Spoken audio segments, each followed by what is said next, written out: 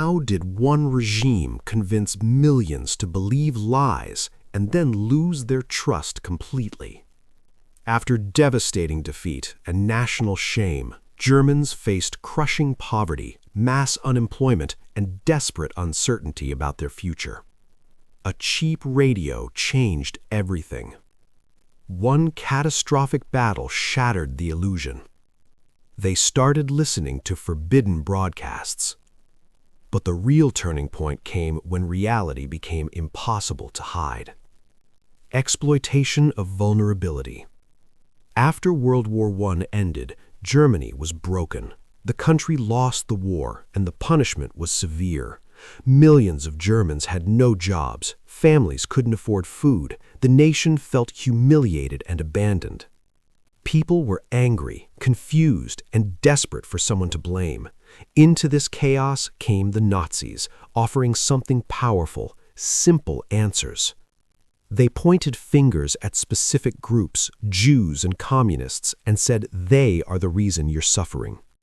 They promised a united Germany, a bright future, and a return to greatness. For people drowning in despair, these messages felt like a lifeline. The Nazis didn't need to create the anger. It was already there. They just redirected it. They offered hope wrapped in hatred, and millions grabbed onto it. This wasn't just political messaging. This was survival psychology.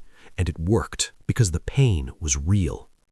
But words alone weren't enough. They needed something more powerful to reach every home: total media control. One man orchestrated the entire operation: Joseph Goebbels. As head of the Reich Ministry of Public Enlightenment and Propaganda, he didn't just influence the media, he owned it. Newspapers, radio stations, films, public speeches, even art exhibitions, all of it fell under his control. If a journalist wrote something the regime didn't like, they disappeared. If a filmmaker made a movie that questioned the leadership, it was banned. Alternative voices were silenced. Dissent was crushed. There was no debate, no second opinion, no room for doubt. Every message, every image, every story told the same narrative. Germany is rising, the leadership is flawless, and the enemies are everywhere. Goebbels understood something chilling. If you control what people see and hear, you control what they think. And he made sure Germans saw and heard only one version of reality, his version. But controlling the message was only half the battle. They still needed a way to deliver it everywhere, all the time. Modern techniques and saturation. Here's where that cheap radio comes in. The Nazis created something called the People's Receiver, a radio so affordable that almost every German family could own one. And that was the point. They didn't just want people to hear the message occasionally. They wanted it in every living room, every kitchen, every bedroom. The broadcasts were constant. Simple slogans were repeated over and over. Work and bread. The Jews are our misfortune. One people, one nation, one leader. The repetition wasn't accidental. It was a psychological technique. Hear something enough times and it starts to feel true. The Nazis also tailored their messages to different groups. Workers heard about jobs, women heard about family values, Christians heard about moral strength. Everyone got a version of the message designed specifically for them. This wasn't old-fashioned politics. This was modern advertising applied to an entire nation. And at the center of it all was one man they wanted everyone to worship. The Hitler myth. The propaganda machine didn't just promote policies, it built a god. Adolf Hitler was presented as more than a leader. He was Germany's savior, a messianic figure sent to rescue the nation from destruction. Every success was credited to him. Every failure was blamed on others. Photos showed him surrounded by light, standing tall, gazing into the future. Speeches painted him as a man of destiny, chosen by fate itself. The regime carefully crafted an image of Hitler as someone above politics, above corruption, above human weakness. While other officials might fail, Hitler never did.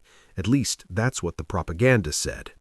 This myth inspired fierce loyalty. People didn't just follow Hitler, they believed in him. They trusted him with their lives, their children, their futures. The Hitler myth became so powerful that even when things started to go wrong, many Germans couldn't bring themselves to blame him. But the propaganda didn't create hatred out of nowhere. It fed on something already lurking in people's hearts: pre-existing anti-Semitism. The Nazis didn't invent hatred of Jews. That hatred had existed in Europe for centuries, rooted in religious prejudice, economic resentment, and cultural scapegoating. What the Nazis did was take those old prejudices and dress them up in modern language. They used fake science, racial theories with no real evidence, to make bigotry sound legitimate. They published charts, measurements, and studies claiming to prove that Jews were biologically inferior and dangerous. They repeated these lies so often that people who might have questioned them stayed silent. The propaganda amplified what many already believed, making it easier to accept and harder to challenge. It gave people permission to act on their worst instincts. And because the message was everywhere, in schools, newspapers, films, and speeches, it became normalized. Hatred stopped being shameful. It became patriotic. This is how propaganda turns prejudice into policy and whispers into screams. For years, the lies held, but then reality started breaking through. Undeniable defeats. In early 1943, something happened that couldn't be hidden: the catastrophic defeat at Stalingrad. It was one of the bloodiest battles in history, and Germany lost.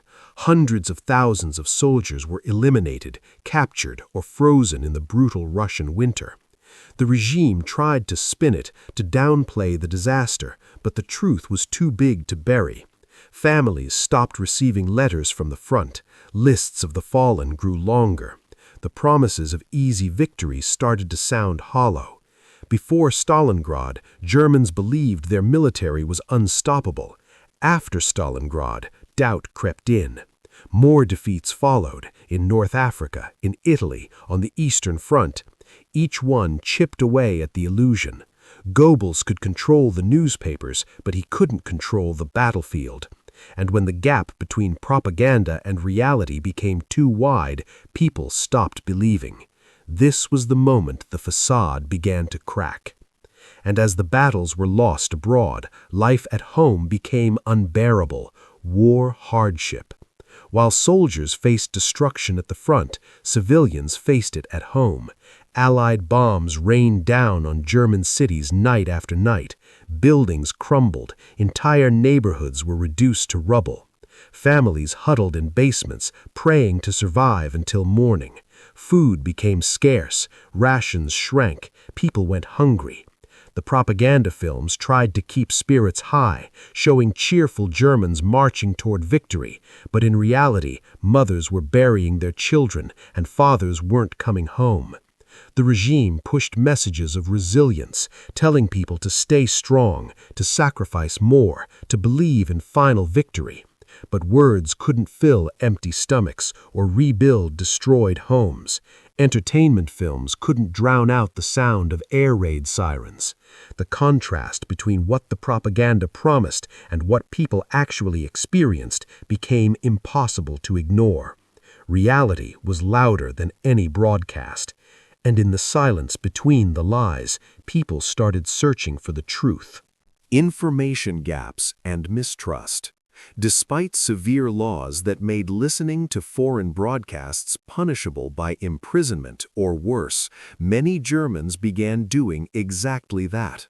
Late at night, with curtains drawn and doors locked, they tuned their radios to forbidden stations: the BBC, American broadcasts, anything that might tell them what was really happening. The regime had raised expectations too high. Goebbels had promised quick victories, total triumph, and a glorious future. When those promises didn't come true, trust eroded. People started whispering, they shared rumors, they questioned official statements.